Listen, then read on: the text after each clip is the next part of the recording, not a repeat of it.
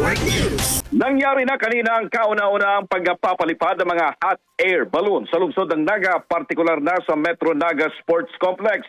Madaling araw pa lang, unti-unti nang nagsidatingan ang mga tao sa lugar upang matunghayan ang pagpapalipad sa mga makukulay na hot air balloon.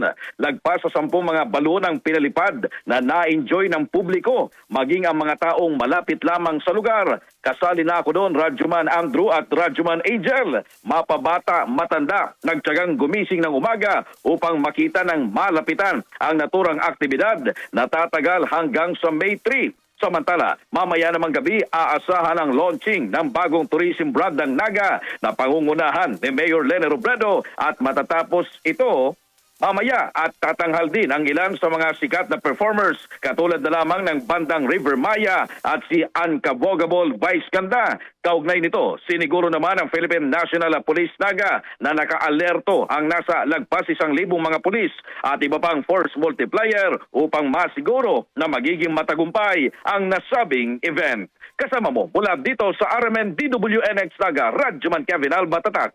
RMN RMN Network News.